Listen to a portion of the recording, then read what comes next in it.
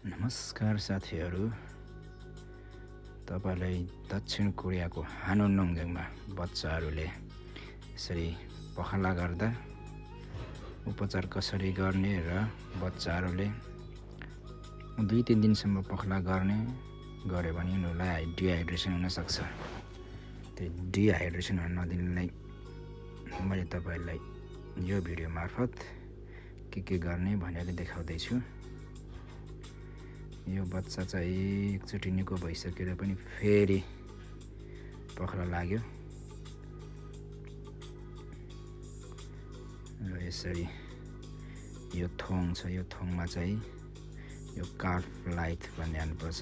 इङ्ग्लिसमा कार्फ लाइट र कोरियनले भन्दा खाफुराइथु भन्छ।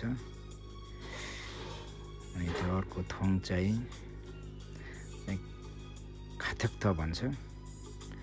यो चाहिँ मुखमा छिराएर खुवाउने यसको पाइप। पानी चाहिँ मनतातो पानी भन्दा अलिकति तातो बनाउनु पर्छ।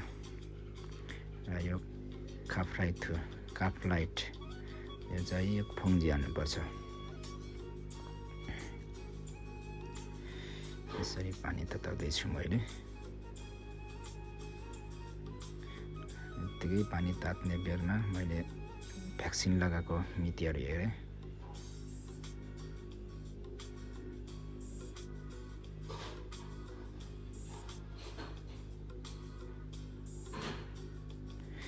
र पानी तातेपछि मैले भाँडामा खन्याएँ र यो खाफ्राइथु पनि मैले खन्याएँ।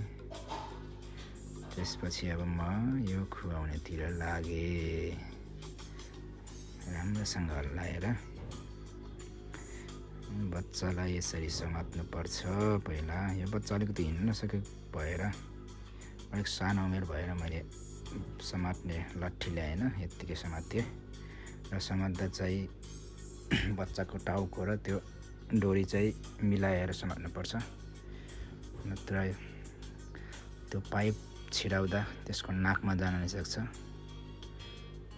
यसरी चेक गर्नुपर्छ। यहाँ अलिकति भिडियो फास्ट भएको हुनाले मैले चेक गरेको चाहिँ देखिएन।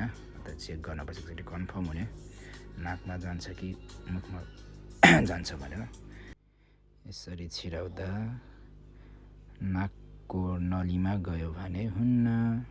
त्यही भएर राम्रोसँग चेक गरेर खुवाउनुपर्छ। डिहाइड्रेसन कम गर्न र यसलाई इनर्जी दिनको लागि मैले उपचार गरेँ।